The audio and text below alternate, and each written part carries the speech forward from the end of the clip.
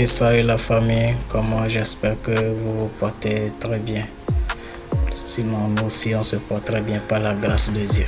Donc aujourd'hui, nous allons continuer notre cours sur Word. Donc la fois passée, nous avons parlé spécialement de la mise en forme des caractères. Nous avons étudié le groupe police notamment. Donc aujourd'hui, nous allons continuer, et parler du groupe paragraphe. Parler du groupe paragraphe. Lorsque nous voulons parler, par exemple, du groupe paragraphe, qu'est-ce que nous pouvons faire avec les paragraphes? Et j'espère que nous tous nous savons ce que nous appelons par paragraphe. Paragraphe, c'est-à-dire que c'est le fait de passer à la ligne. C'est-à-dire que vous finissez de saisir un texte, vous passez à la ligne. En passant à la ligne, vous êtes en train de créer un nouveau paragraphe. Donc nous allons tout d'abord voir comment il faut s'y prendre devant les paragraphes. Donc là, sans plus tarder, nous allons voir comment est-ce qu'il faut procéder pour mettre en forme un paragraphe. Lorsque nous sommes au niveau, ou bien lorsque nous étions au niveau de la mise en forme des caractères avec le groupe police, on s'est dit pour mettre en forme un caractère, il faut d'abord le sélectionner. Donc si nous allons faire la sélection d'un texte avant de le mettre en forme au niveau du groupe police, qu'en est-il pour les paragraphes? Pour les paragraphes, il faut juste mettre le curseur dans le paragraphe. Là, si vous voulez, évidemment, si vous voulez agir sur le seul paragraphe, mais si vous voulez agir sur 2 ou 3 paragraphes, voire plusieurs paragraphes, il faut faire quoi? Il faut sélectionner ces paragraphes en question. Donc sans plus tarder, nous allons voir les alignements. Donc quels sont les alignements que nous disposons? Tout d'abord, dans notre groupe paragraphe est ici. Donc c'est à ce groupe là que nous allons nous intéresser aujourd'hui. Donc dans ce groupe, nous avons 4 types d'alignements. Il y a l'alignement gauche, centré, droit, justifié. Donc nous allons remonter un tout petit peu en haut vers là et nous allons mettre en évidence le rôle de ces alignements. Lorsque par exemple nous cliquons sur l'alignement gauche, nous allons voir que notre texte est aligné sur la marge gauche ici. Lorsque nous allons cliquer sur centré, notre texte sera centré, et lorsque nous allons cliquer sur aligné à droite, notre texte sera aligné à droite de notre marge. Et lorsque nous parlons de la marge, c'est-à-dire que comme nous le savons toujours, c'est ce vide là qui entoure notre page. Donc là, vous allez voir que notre texte introduction là est aligné sur la marge droite. Et lorsque nous allons revenir sur justifier, nous allons voir quoi? Peut-être nous allons voir qu'il n'y a pas de différence entre justifié et alignement gauche, mais en réalité il y a une grande différence dans la mesure où lorsque nous sommes dans ce texte, par exemple, notre paragraphe est là, ou bien notre paragraphe est là. Donc j'ai sélectionné notre paragraphe, je l'ai encore désélectionné, et maintenant nous allons mettre en évidence ces 2 commandes là. Donc là actuellement c'est l'alignement justifié qui est activé. Nous voyons l'aspect du texte en question. Maintenant nous allons cocher l'alignement de gauche. Voilà. Donc si vous voyez très bien, l'alignement de gauche a aligné tout notre texte sur la marge gauche. Et pourtant, lorsque nous cliquons sur justifier, justifier va aligner le texte sur les 2 marges à la fois en mettant de grands espaces entre les mots. Dans le but de créer plus d'espace ou bien de rendre le texte plus aéré. Donc c'est ça le rôle du bouton alignement justifié, et souvent il est conseillé de saisir vos textes avec ce type d'alignement. Donc après les alignements, nous allons parler maintenant des interlignes.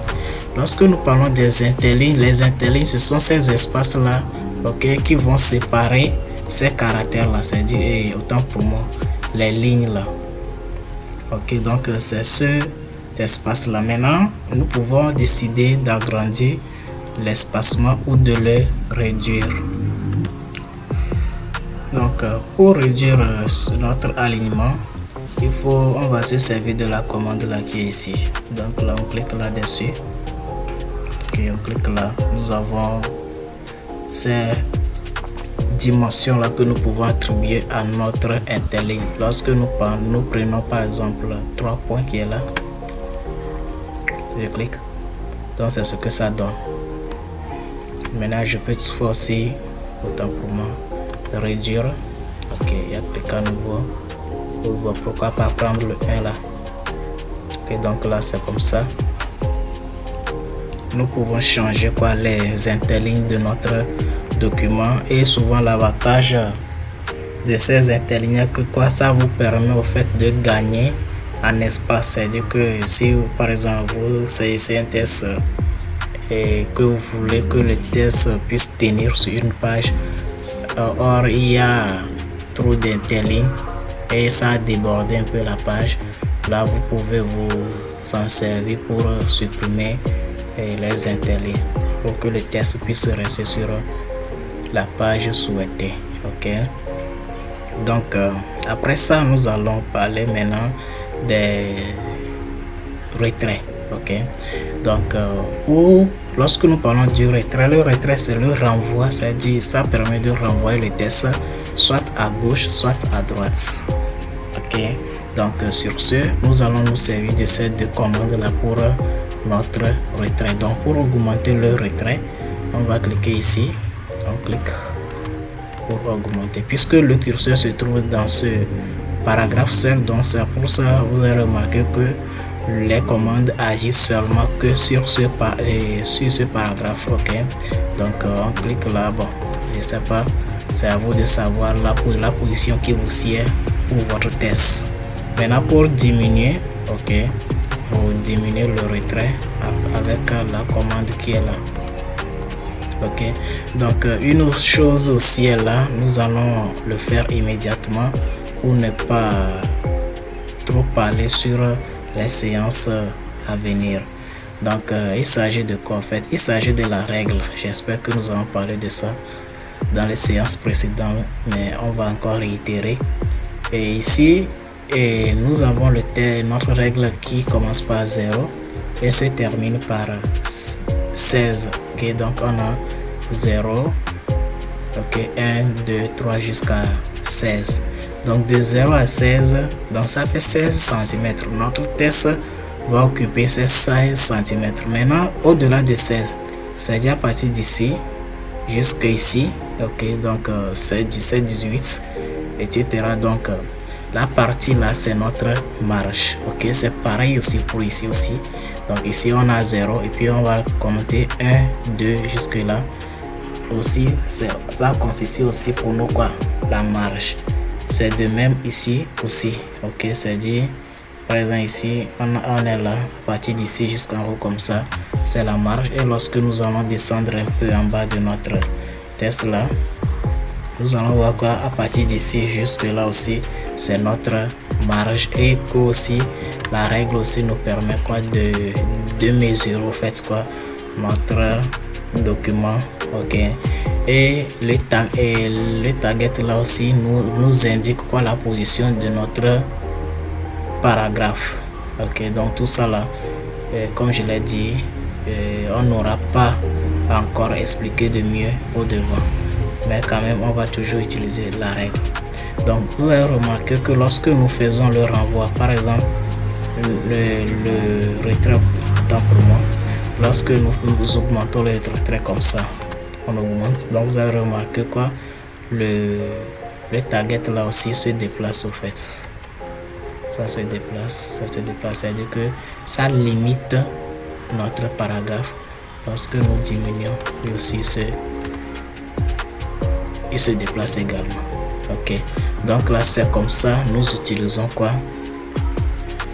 les retraits.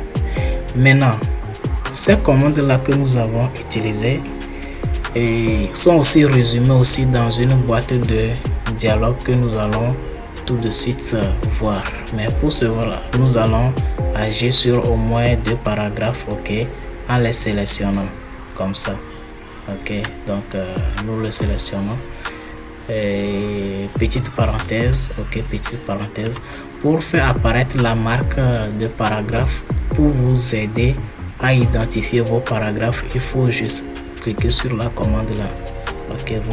Vous cliquez seulement et puis on vous fera sortir quoi, les marques de paragraphe.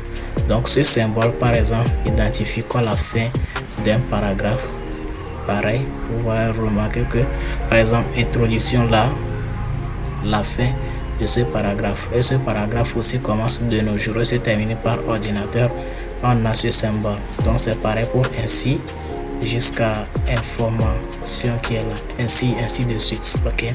Donc pour masquer les marques de paragraphe, il faut cliquer à nouveau, ok, pour masquer, ok. Donc là, étant dit ainsi, nous allons revenir pour continuer avec le cours. Donc nous sélectionnons ces 2 paragraphes là. Donc nous voulons agir directement sur ces 2 paragraphes là. Comme nous avons utilisé cette boîte de dialogue de groupe police, nous allons aussi utiliser aussi la boîte de dialogue de paragraphe en cliquant sur la flèche d'en bas ici, ok. Donc ici nous avons parlé des alignements. On va prendre quel alignement? On prendra quel alignement justifié qui est là, ou bien on va prendre centré pour bien élucider ce que nous disons.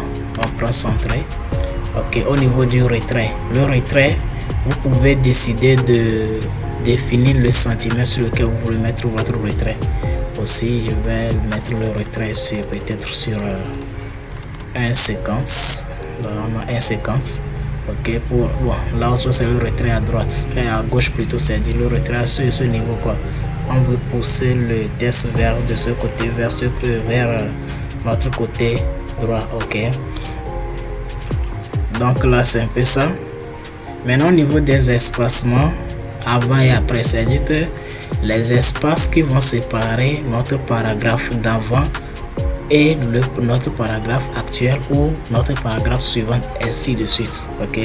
Maintenant lorsque nous mettons avant, c'est à dire que l'espace qui serait en haut de notre paragraphe, et lorsque nous mettons après, nous définissons l'espace qui va suivre notre test, ok. Donc dans notre cas de figure, et ici nous avons quoi, avant 0 point et après 10 points. Donc vous pouvez aussi décider d'augmenter votre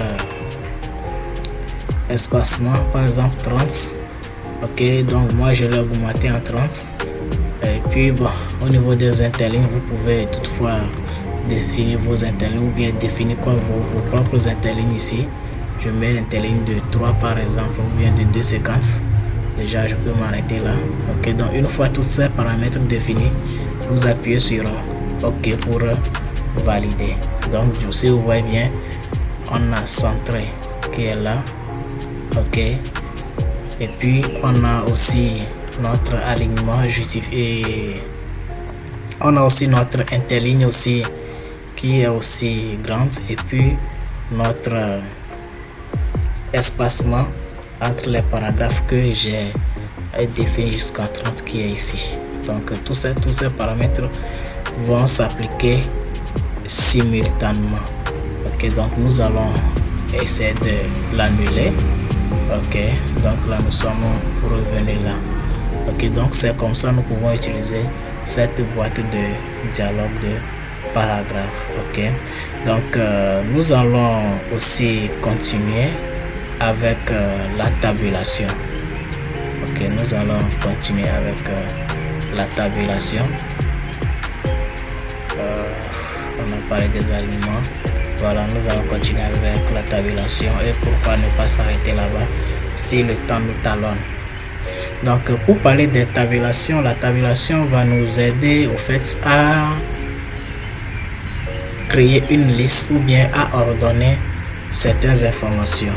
Donc nous avons créé pour vous une liste des programmes de la semaine. Ok, donc ici on a quoi? programme de la semaine, lundi, mardi, mercredi, jeudi, vendredi. Ok, donc je vais essayer. Nous allons mettre un peu en forme notre test groupe de programme de la semaine en le sélectionnant, en changeant la police. Je prends Arial qui est là. Je peux augmenter la taille jusqu'à 18. Ok, je peux le centrer comme on vient de le dire.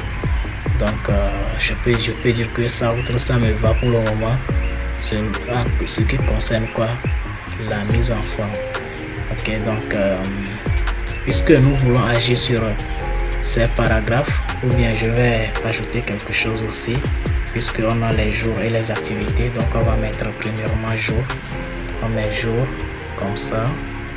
Attends pour moi, ça marque J. Ok, on met jour et puis activité comme ça. Ok, donc là du coup nous voulons ordonner les jours et les activités. Donc sur ce, il va nous falloir sélectionner, ok, le test là comme ça. Une fois sélectionné, on va déclencher notre boîte de dialogue de paragraphe qui est là. Une fois déclenché, on va chercher tabulation qui est en bas ici. On clique, donc là, une fois cliqué, et nous aurons cette mini boîte de dialogue et c'est ici que tout va se jouer. Donc pour notre premier mot, donc au niveau de position, nous allons définir la position sur laquelle nous voulons mettre notre mot ou bien notre test. Okay. Donc ici nous pouvons décider de mettre le premier mot, le mot jour, sur 2 cm par exemple. Donc dans ce cas, au niveau de position, on va écrire 2. Ok, maintenant sur les alignements, on va garder l'alignement gauche parce que vous pouvez choisir tous ces alignements.